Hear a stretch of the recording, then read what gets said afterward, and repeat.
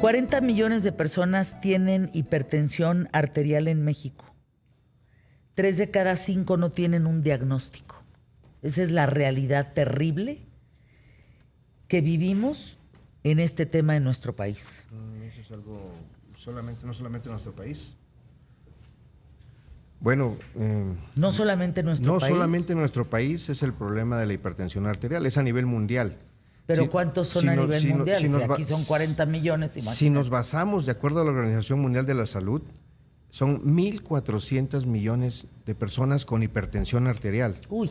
Y entre 30 y 79 años de edad, prácticamente está la mayoría de los pacientes que en un gran porcentaje ni siquiera saben que tienen hipertensión arterial, y aquellos que conocen que tienen hipertensión arterial, un gran porcentaje de ellos se estima que entre un 25 a 30% no estén controlados con la presión arterial. Doctor José Ángel Cigarroa, a quien acaban de escuchar ahorita, eres cardiólogo especialista en falla cardíaca. En 4 minutos, si eres tan amable, ¿cómo está en tu especialidad el tema de la hipertensión arterial, para darle la bienvenida a 2 invitados más? Muchas gracias, Fernanda, por la invitación y la oportunidad de hablar de ese tema tan importante, relevante, pero sobre todo es la enfermedad con mayor prevalencia en el mundo y en México. El problema radica en que la hipertensión arterial generalmente no da síntomas. Tenemos una mala cultura general de acudir al médico solo cuando tenemos un dolor. Lo que tenemos que hacer es que la hipertensión, al ser silenciosa, por eso se le ha denominado el asesino o la asesina silenciosa, no da síntomas. Cuando da es porque ya pasaron meses o incluso años con la presión elevada. Entonces, estamos ante una enfermedad muy prevalente y que es la que mayor da muerte prematura en las personas, tanto en México como en el mundo. ¿Edades? En SANUD, que es la encuesta nacional de salud, estima que hay 30 millones de personas de 20 años o más con hipertensión arterial. En México, algunas actualizaciones dicen que hasta la cifra que mencionabas, 40 millones. Esto es catastrófico. ¿Por qué? Porque si estamos hablando de que en México, de acuerdo al último censo, somos 130 millones de mexicanos, un gran porcentaje de la población tiene hipertensión. Pero ¿cuáles son los principales efectos de una hipertensión no tratada, no controlada?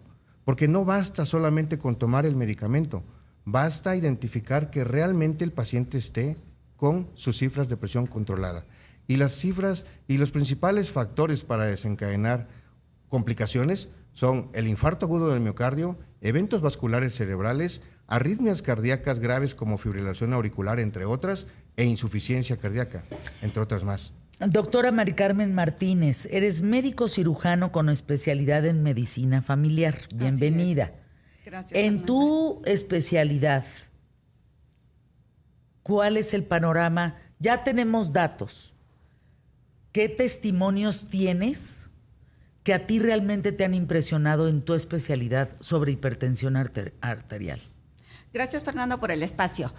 Indiscutiblemente el problema de hipertensión arterial debería de prevenirse, diagnosticarse, controlarse y evitar complicaciones desde el primer nivel de atención, ya que es la base de esta pirámide, y de esta manera esta cantidad expresada en 30, 40 millones disminuiría en los siguientes años, teniendo un mejor impacto para el paciente que ya está diagnosticado como para aquellos que andan sin el diagnóstico y con un riesgo de exposición a un evento agudo como un infarto agudo al miocardio. Entonces, el papel de nosotros como médicos en atención primaria es el prevenir, diagnosticar oportunamente, detectar tempranamente la presión arterial, tratarla y evitar o enrelantecer la enfermedad de tal manera que los médicos, cardiólogos, nefrólogos vean la minoría de estos pacientes. Te pregunté por testimonios que hayan llamado tu atención. ¿Qué has visto? En México, aproximadamente 50-60% de los adultos mexicanos tiene 5 a 6 factores de riesgo, por lo cual, por sí mismo, el sobrepeso, la obesidad constituye el principal factor de riesgo para hipertensión arterial. Y con la población tan alta en México, de 8 de cada 10 pacientes adultos tiene sobrepeso y obesidad, esto de alguna manera enlaza el por qué la hipertensión en México es muy alta, muy prevalente. ¿Cuál es la persona más joven que has diagnosticado? Un paciente de 22 años, joven, con sobrepeso, obviamente con sedentarismo, inactividad física, tabaquismo. Todos estos factores de riesgo, Fernanda, se consideran factores de riesgo cardiovascular que van aumentando la probabilidad del riesgo de tener hipertensión arterial. Caray, ¿22 años? 22 años. Con posible infarto en puerta, si lo puedes poner en palabras sencillas, ¿no? Si no se controla óptimamente, ese es el panorama. Triste, disminución de calidad de vida. Eso, la calidad de vida de alguien hipertenso, ¿puede tener calidad de vida? ¿Alguien con hipertensión arterial? Claro que puede tener calidad de vida, con un tratamiento más allá de cambios en el estilo de vida, es con tratamientos hoy farmacológicos que implican una toma al día, comodidad de administración que facilitan el apego al tratamiento y con ello el que el paciente esté controlado. Entonces, sí, un paciente con hipertensión, por supuesto. O sea, yo voy a tener calidad de vida si tengo hipertensión tomándome un medicamento al día, me lo tomo. Un medicamento siempre y cuando... ¿Estás de acuerdo? Sí, claro. Claro. Pues me lo tomo, pues ¿cómo? Y evitar futuros Ahí habrá gente que no se lo tome, desenlaces. ¿no? Es correcto. Efectivamente. Y evitar futuros desenlaces. Exactamente. ¿Cuál es la presión arterial que debemos de tener en general? En general, ¿80-120? ese sería el ideal, 120-80. 120 la alta, 80 la baja. 80 la segunda cifra, efectivamente, Sistólica y tomando diastólica. Correcto. sistólica y diastólica, considerando que en México la población es de muy alto riesgo o alto riesgo cardiovascular. Y mientras más alto el riesgo, la cifra más baja. ¿Con qué De menos presión? de 120-80, a eso me refiero. A ver, ¿con qué presión baja nos morimos? ¿Con 40? Si la presión llega a 40 nos morimos, Doctor ¿no? Pavía, yo quisiera que esa respuesta mejor se la contestara el doctor. Ay, doctor Abel Pavía, qué gusto, cardiólogo intervencionista. A ver, te tengo varias preguntas de esas. Lo normal sería, si fuéramos así unos jovencitos muy sanos, sería 120-80. Sí. Si caemos a 40, en la presión baja nos morimos. 35-40. No necesariamente, pero además de gracias por estar aquí en tu programa, ayer se conmemoró el Día Mundial de Hipertensión Arterial justo para hacer detecciones y que la gente pueda tener una mejor salud. El dato epidemiológico más importante que fue traído de Europa, si tú de 120 subes a 140, te mueres el doble. Ah, caray, Si subes de 140 a 160, el triple. otra vez el doble. No, ya es 4, comparado con el 120. Y si subes arriba de 180, es otra vez el doble. Es decir, son 8 veces más que el de 120-80. ¿Y para abajo? Para abajo, en los hipertensos, hay una curva que se llama en J. Cuando tú bajas por debajo de 110, puedes morir más que el que tiene 120. Pero eso no significa... Eso no dato, significa... A ver. Sí, se llama curva en J. Oigan, ¿alguna vez se les ha subido la presión? ¿Sientes que te explota la cabeza? A mí alguna vez se me subió a 140. Y estoy entendiendo que es el doble del doble. O sea, son 4 veces más de morir. Si llegaste a 160. Entre ¡Qué 120 barbaridad! y 140 es el doble de posibilidad de una complicación que compromete la vida. Entonces, el mensaje aquí es muy, muy importante porque tienes que controlar todos tus factores de riesgo y mantener tu presión arterial siempre por debajo de 130-80. A ver, Abel, ¿importa la altura de la ciudad donde vives? Absolutamente. A ver, aquí estamos bien alto. Sí, 2.600. Y entonces habrá más gente hipertensa en Ciudad de México que alguien que está a nivel del mar.